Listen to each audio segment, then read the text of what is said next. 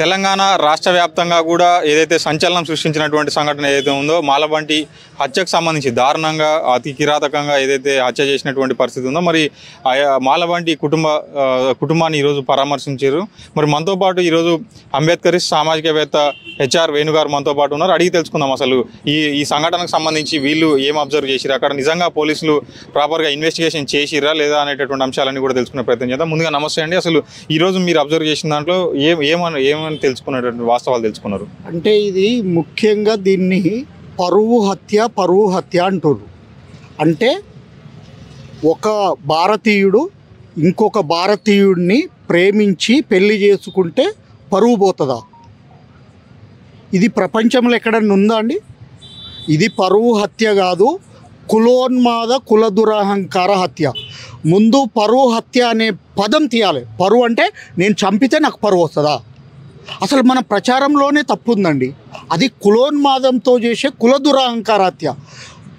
మీడియాను నేను విజ్ఞప్తి చేసేది ఒకటే, మీడియా ఎక్కడ వాడినా కూడా ఇది కులోన్మాద కుల దురహంకార హత్యనే వాడాలి తప్పితే పరువు అంటే నీ చెయ్యొచ్చు అని అర్థం. అంటే మనం ఎంకరేజ్ చేస్తున్నట్టు. అంటే ఇక్కడ పోలీసులు కూడా ఎస్పీ గారు కూడా స్వయంగా ఇది పరువు హత్య కాదని కూడా స్వయంగా చెప్పడం జరిగింది. మరి సమర్థిస్తా ఉన్నట్టేనా మీరు ఇప్పుడు ఈ అంశం? నేను ఒక అంబేద్కరిస్ట్గా చెప్తున్నాను, పరువు హత్య అని ఎవరు మాట్లాడినా అది తప్పు. కోర్టు ఏమంటుంది? దళితులు అనొద్దు కూడా అంటుంది. ఈ విధంగా చూస్తే ఒక మనిషి ఇంకో మనిషిని చంపడం పరువు అని రాజ్యాంగంలో ఎక్కడ చూపిస్తారో చూపించమనండి. ఎవరైనా సరే ఓపెన్ ఛాలెంజ్ చేస్తున్నాం. ఇది పరువు హత్య అవుతుందా, కుల దురహంకార హత్య అవుతుందా? రెండో విషయం, ఇక్కడ కులం పేరుతో జరిగింది అంటారు. ఏంటి గౌడులు అంత గొప్ప వాళ్ళ? ఇక్కడ నేను మొత్తం కులాన్ని అనట్లే, ఆ కుటుంబాన్ని అంటున్నా. కులం పేరుతో హత్య చేసిన కుటుంబాన్ని అడుగుతున్నా.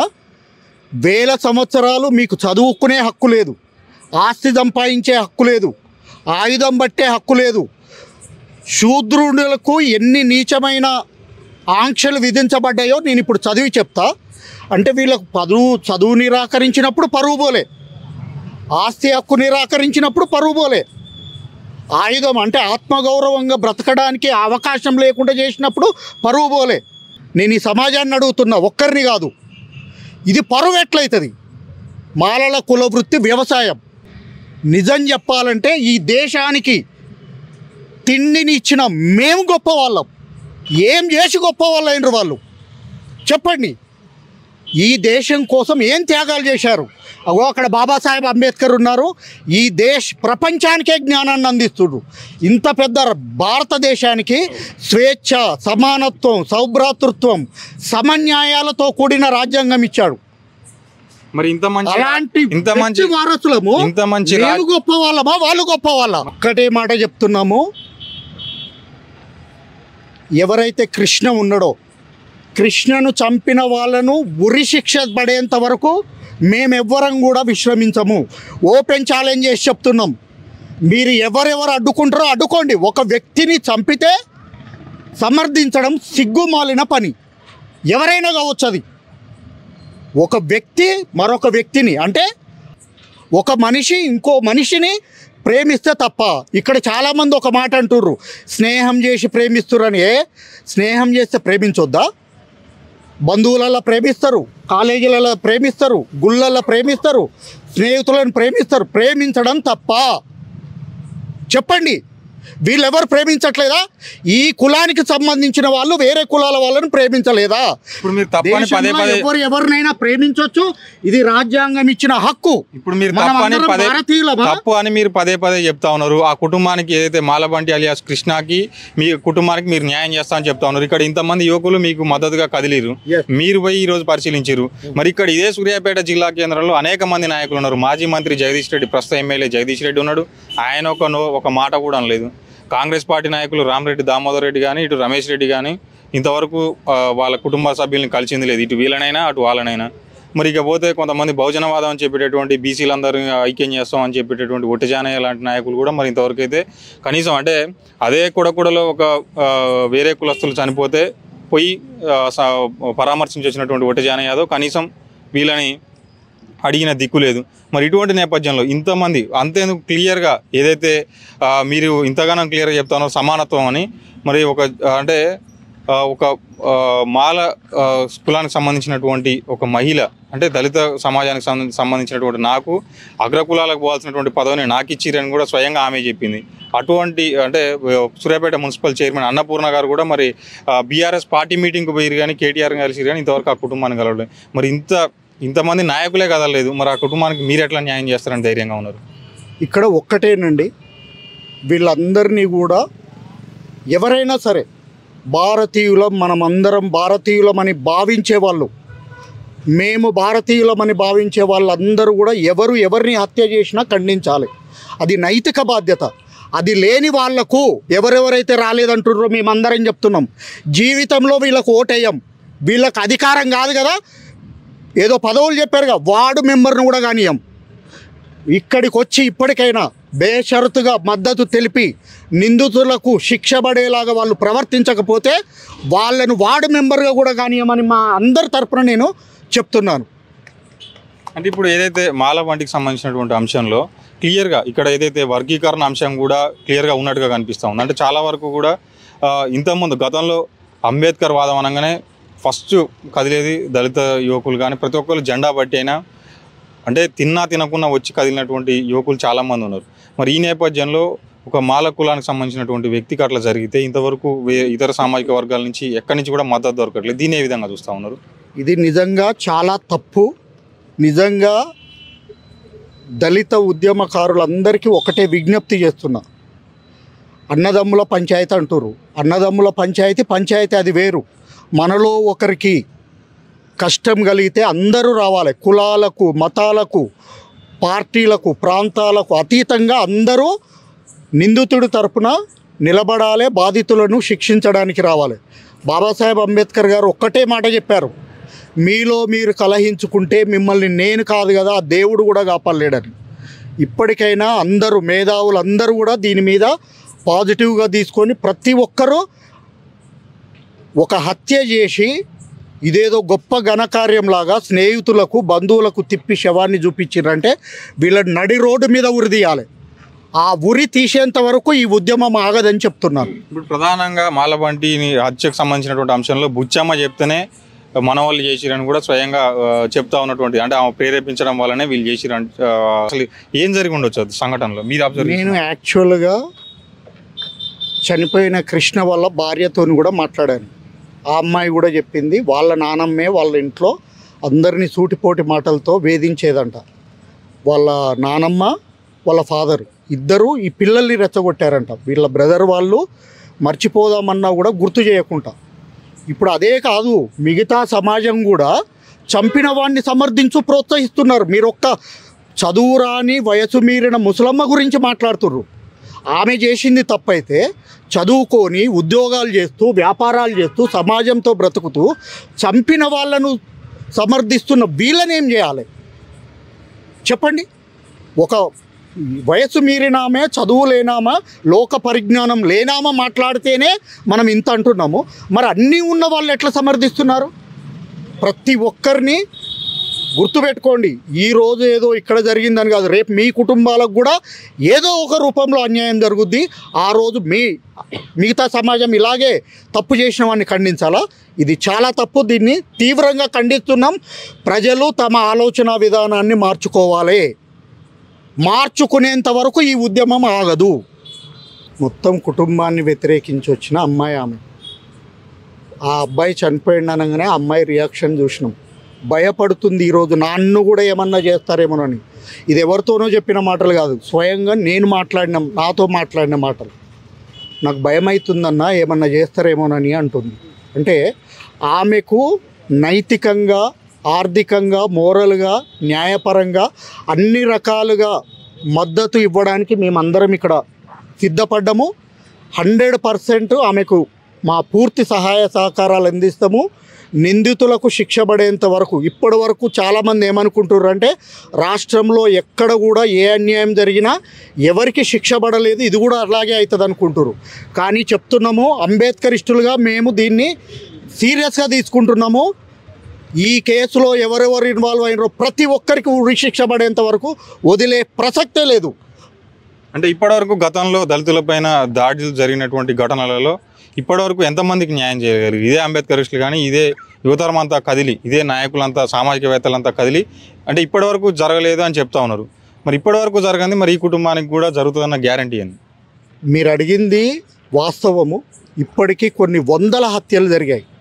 మీరు గుర్తుంచుకోవాల్సిన విషయము, ఇది ఒక్క దళితుల సమస్య కాదు. వైశ్యులను చంపినరు, రెడ్లు, యాదవులను బీసీలు చంపినరు. ఇలా ప్రతి కులంలో ఉన్న ఈ హత్యలు, చాలా విషయాలు బయటికి రావట్లేదు. కుటుంబ సభ్యులు బయటికి చెప్పడానికి కూడా భయపడుతున్నారు. అలా కాకుండా ఇక నుండి ఎక్కడ ఎవరికి అన్యాయం జరిగినా ఒక్క ఎస్సీల గురించే నిలబడం. మేము గుర్తుంచుకోండి, ఎవరు ఎక్కడ ఏ కులాదురహంకార హత్య జరిగినా కూడా మేము అందరం తప్పకుండా నైతికంగా, మోరల్గా అన్ని రకాలుగా మద్దతు ఇస్తామని ప్రకటిస్తూ, అలాగే దీని మీద ఇప్పటి వరకు మహిళలను చంపితే దిశ చట్టం ఎట్లొచ్చిందో, కులం పేరుతో హత్యలు జరిగితే ఇది ఒక్క ఎస్సీలకు సంబంధించింది కాదు. ఎవరితో కులం పేరుతో జరిపినా దానికి ప్రత్యేక చట్టం కావాలి, ఫాస్ట్ ట్రాక్ కోర్టు కావాలి, దానికి సపరేటు. ఇవాళ హత్య జరిగితే 3 ఏళ్ళకు 4 ఏళ్ళకు శిక్షలు పడుతుంది అనడం వల్ల ఎవడు పడితే వాడు బరి తెగించి చేస్తున్నారు. ఇప్పటి వరకు సమాజం అంతా సంయమనంతో ఉంటుంది. మరి ఈ సమాజమే తిరగబడి వాళ్ళని కూడా చంపడం మొదలు పెడితే అంత దూరం తీసుకెళ్ళొద్దు. ఎక్కడ ఎవరు ఏ కులం వాడు ఏ కులం వాడిని చంపినా కూడా దానికి ఒక ప్రత్యేక చట్టం కావాలి, 3 నెలల్లోపు శిక్ష పడేలాగా చేయాలి. దానికోసం ప్రత్యేక చట్టం చేయాలని డిమాండ్ చేస్తున్నాం. గతంలో ఎటువంటి దాడులు తెలంగాణ రాష్ట్ర వ్యాప్తంగా కూడా దళితులపైన కానీ ఇతర వర్గాలు ఎవరిపైన జరిగినా కూడా గతంలో ఉన్నటువంటి ముఖ్యమంత్రి కేసీఆర్ని సూటిగా ప్రశ్నించేటటువంటి వాళ్ళు ఇవాళ ఒక యువకుణ్ణి నడి రోడ్డు పైన హత్య చేసి క్లియర్గా పోలీసులు చెప్తా ఉన్నారు. ఇక్కడ నుంచి సూర్యాపేట నుంచి పాసూర్యాపేట తీసుకుపోయి అటు నుంచి మళ్ళీ నల్గొండ తీసుకుపోవాలని, జనగాం తీసుకుపోవాలని చెప్పి ఊరా తిప్పి తీసుకొచ్చి మళ్ళీ కాలువ పక్కన వేసినా అని చెప్తా ఉన్నారు. మరి ఇవాళ తెలంగాణ రాష్ట్ర ముఖ్యమంత్రిగా రేవంత్ రెడ్డికి బాధ్యత ఉందని మీరు భావిస్తూ ఉన్నారా? మరి ఇందులో రేవంత్ రెడ్డి పాలన నిర్లక్ష్యం మీకు ఏమైనా కనిపిస్తూ ఉందా? మరి మీరు ఎందుకు రేవంత్ రెడ్డిని సూటిగా ప్రశ్నిస్తలేరు? గతంలో కేసీఆర్ని ప్రశ్నించినటువంటి విధంగా ఇప్పుడు రేవంత్ రెడ్డిని ఎందుకు అడగలేకపోతా ఉన్నారు? సంఘాలు కానీ అంబేద్కరిస్టులు కానీ వీళ్ళంతా భయపడతా ఉన్నారా? ముందుగా కేసీఆర్ గారిని కానీ రేవంత్ రెడ్డి గారిని కానీ అడిగే కంటే ముందు ఎస్సీ నాయకులు ఏమైపోయారు, ఎస్సీ ఉద్యోగులు ఏమయ్యారు, ఎస్సీ అధికారులు ఏమయ్యారు? వీళ్ళకు రిజర్వేషన్లు ఇచ్చి చట్టసభలలో పెట్టింది, ప్రతి ప్రభుత్వ రంగంలో ఇచ్చింది, న్యాయస్థానాలలో ఇచ్చింది. వీళ్ళకు మార్కులు తక్కువైనా ఒక ప్రత్యేక సదుపాయం కల్పించి వీళ్ళకు ప్రతి రంగంలో అవకాశం కల్పించింది. ఈ సమాజంలో ఇలాంటి అన్యాయాలు జరగకుండా చూడడానికి, రాజ్యాంగము అమలయ్యేలా చూడడం కోసం. నేను ముందుగా ఒకటే చెప్తున్నా, ఎస్సీ నాయకులను, ఎస్సీ మేధావులను మీకు గనక సిగ్గు, లజ్జ, పౌరుషం ఏమన్నా ఉంటే ఇక నుంచైనా ప్రతి ఒక్కరూ మీ వంతు బాధ్యతగా స్పందించండి. డైరెక్ట్ ప్రమేయం ఉన్న వాళ్ళు మీ బాధ్యతల్ని నిర్వహించండి. దీనితో సంబంధం లేని వాళ్ళు మాట్లాడండి, ఇది తప్పు అని ఖండించాలి. లేకపోతే రేపు మీకు కూడా ఇదే పరిస్థితి జరుగుతుంది. ఒక పక్క నుంచి ఆర్ఎస్ఎస్ వస్తుంది, బీజేపీ వస్తుంది, రాజ్యాంగాన్ని మారుస్తామంటుర్రు, ధర్మం పేరుతో మనుధర్మాన్ని తీసుకొస్తామంటుర్రు. ధర్మం అంటే ఏంటండి? అసలు విధి విధానాలు ఏంటి? ఒక్కడైనా చెప్పాడా? ధర్మం అంటే మనుధర్మ శాస్త్రం. ఇప్పుడు మీరు బీసీలను గురించి అడిగారు కదా, పరువు పోతుంది అంటున్నారు కదా, మనుధర్మం ఏం చెప్తుందో నేను ఇప్పుడు చదివి వినిపిస్తాను, ఒక్కసారి చూడండి. వాళ్ళకు పరువు ఉన్నదా లేదా దీన్ని బట్టి మనం తేలుద్దాం. ఒకటండి, మనుధర్మ శాస్త్రం ఏం చెప్తుందంటే, సాంఘిక వ్యవస్థలో శూద్రుడు కడపటివాడు అంటే చివరివాడు. శూద్రుడు అపవిత్రుడు కాబట్టి అతడు చూస్తూ వింటూ ఉండగా ఏ పుణ్యకర్మలు ఆచరించకూడదు. మనుధర్మశాస్త్రాలు మొత్తం ధర్మశాస్త్రాలు ఎన్ని ఉన్నాయంటే 129 ధర్మశాస్త్రాలు ఉన్నాయి. ఈ 129 ధర్మశాస్త్రాలకు మూలము మనుధర్మశాస్త్రం. ఆ ధర్మాన్ని తిరిగి తీసుకొస్తామంటారు. నిజంగా ఆ ధర్మాన్ని ఎవరైతే పాటించాలనుకుంటున్నారో ఇది వినండి. ఇతర వర్గాల వారితో పాటుగా శూద్రుణ్ణి గౌరవించాల్సిన పని లేదు. ధర్మశాస్త్రాలు చెప్తున్నాయి, నేను కాదు. శూద్రుని ప్రాణానికి విలువ లేదు. ఎవరైనా ఎట్టి నష్టపరిహారం చెల్లించకుండా శూద్రుణ్ణి చంపివేయవచ్చు. ఇది చెప్తుంది ధర్మశాస్త్రాలు. ఈ ధర్మాన్ని ఈ సమాజము అంగీకరిస్తుందా? ఎవడికి వాడు సమాధానం చెప్పుకోవాలి. శూద్రుడు జ్ఞానం సంపాదించకూడదు. శూద్రునికి విద్యాదానము పాపము నేరము.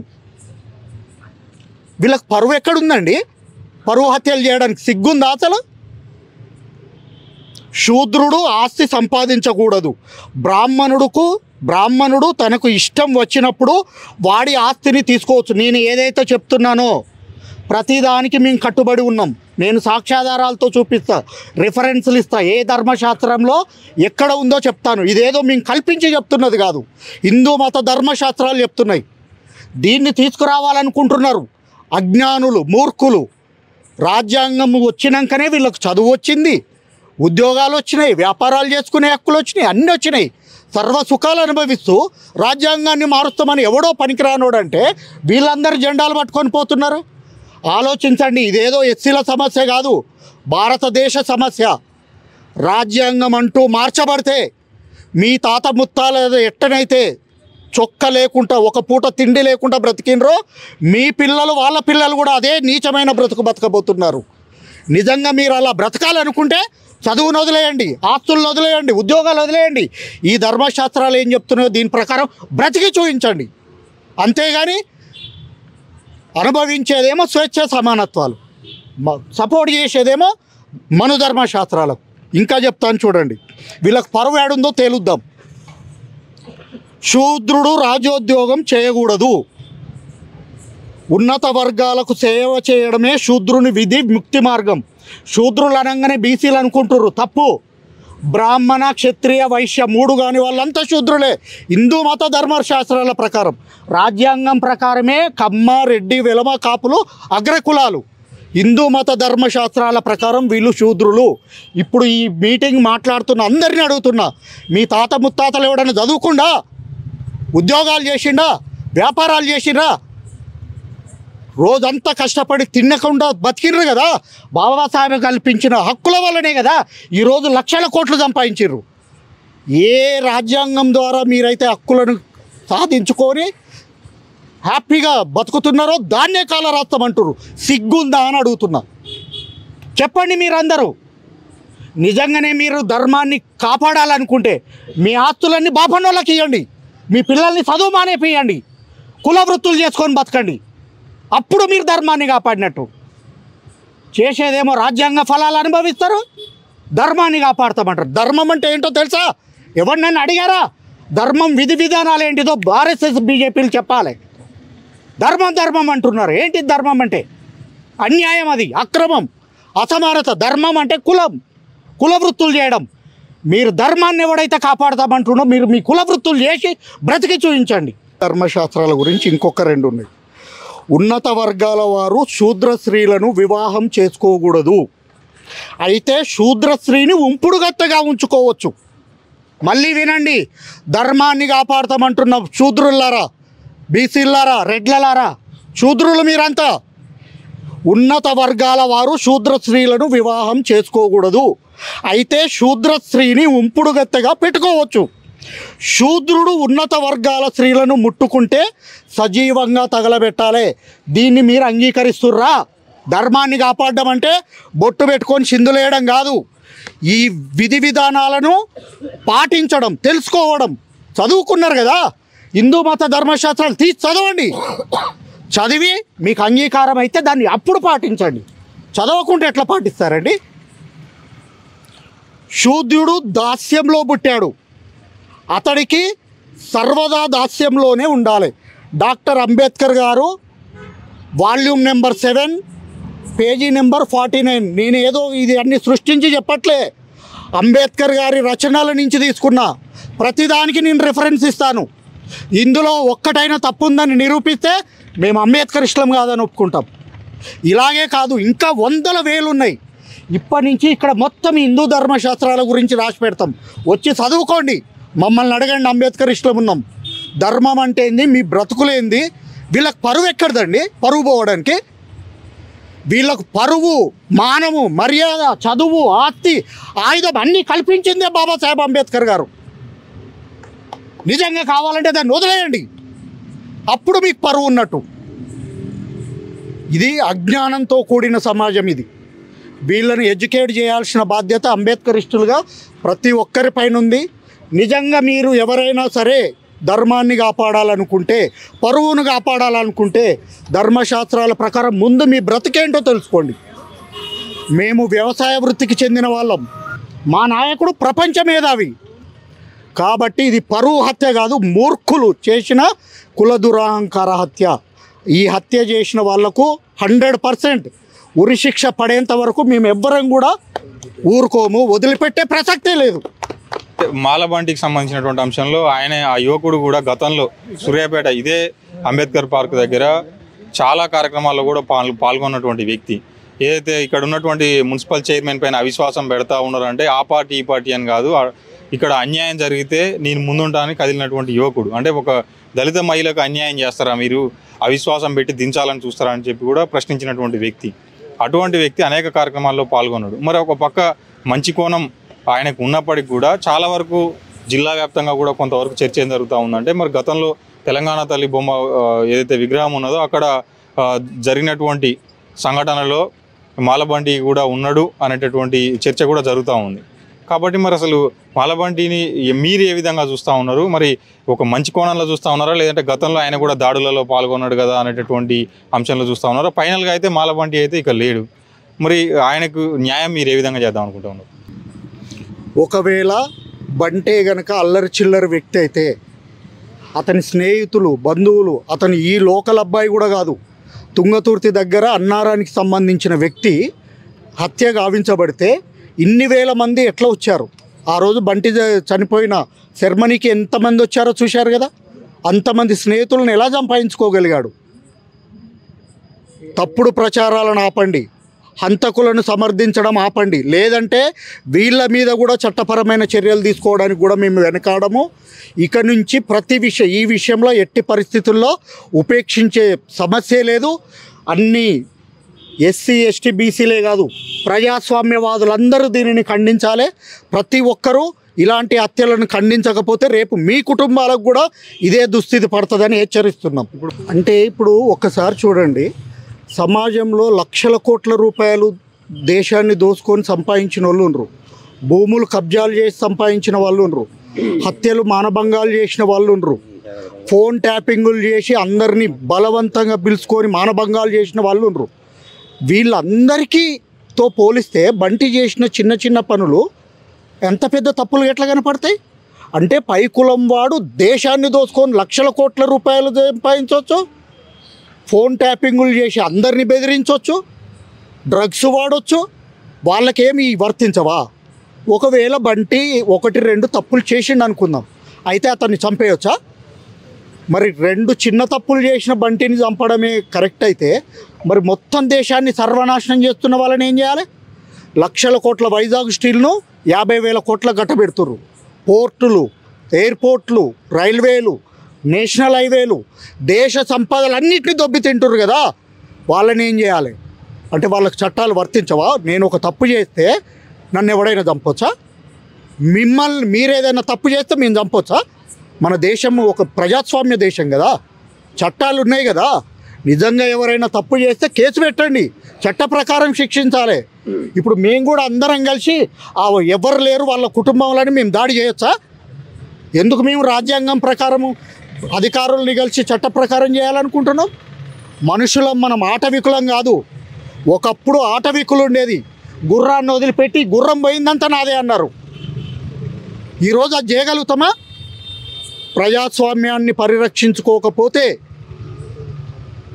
ప్రజాస్వామ్యాన్ని పక్కకు పెట్టి ధర్మం పేరుతో మనుధర్మాన్ని తీసుకొస్తే ఈ దేశం సర్వనాశనం అవ్వడం ఖాయం. ఇప్పుడు బంటి కుటుంబానికి ఫైనల్గా ఏదైతే న్యాయం జరుగుతుందని మీరు భావిస్తున్నారో, గతంలో కూడా సూర్యాపేట జిల్లా కేంద్రంలో అనేక సంఘటనలు జరిగినాయి. అందులో కొంతమందికి ఒక గిరిజన యువకునికి మూత్రం దాపించి అటువంటి సంఘటన కూడా ఇదే సూర్యాపేట జిల్లాలో జరిగింది. తర్వాత ఆయనకి ఒక అవుట్సోర్సింగ్ ఉద్యోగం కల్పించారని కూడా చెప్తా ఉన్నారు. మరి అంటే ఇటువంటి చిన్న చిన్నవి కొంతవరకు ఏదో అమౌంట్ ఇచ్చి సెట్ చేసి అంతవరకు క్లోజ్ అయిపోయేటటువంటి కార్యక్రమాలు ఉంటాయి. మరి ఇప్పుడు ఏదైతే బంటి కుటుంబానికి నిజంగా న్యాయం జరగాలంటే వాళ్ళకు ఏం చేయాల్సినటువంటి అవసరం ఉంది? సమాజానికి మీరు ఏం చెప్పాలనుకుంటా ఉన్నారు? ఇలాంటి కుల దురహంకార చర్యలు ఒక మనిషికి మూత్రం దాపేయడం ఏంటండి? మనుషుల పశువుల? వాళ్ళని సమాజం వెలేయాలి కదా చేసినవన్నీ. గొప్ప ఎందుకు చూస్తున్నారు? ఎవడు తప్పు చేసినా తప్పే. ఉన్మాదులను తయారు చేయడం ఏంటండి? ప్రపంచమంతా ఎడిపోతుంది. ఎలాన్ మస్క్ ఏమంటుండు? అమెరికా నుంచి ఇండియాకు 2 గంటల్లో విమానాన్ని తీసుకొస్తా అంటుర్రు. మనం ఆవు మూత్రం తాగుతాం, ఆవు ఉత్సం తాగుతాం, వాడెక్కువ వీడు తక్కువ. ఇంకా మనుషులు మారండి. అదే విషయం చెప్తున్నాము. బంటికి జరగడమే కాకుండా ఎక్కడ ఎవరు ఏ విధమైన కుల దురహంకార చర్యలు చేసినా ప్రతి ఒక్కరి వెనుక మేము మద్దతుగా నిలబడతాము. అన్ని సంఘాలను కలిపి జేఏసీ ఫామ్ చేస్తాము. ఇక్కడ యువకులు అందరూ మాటిచ్చిర్రు.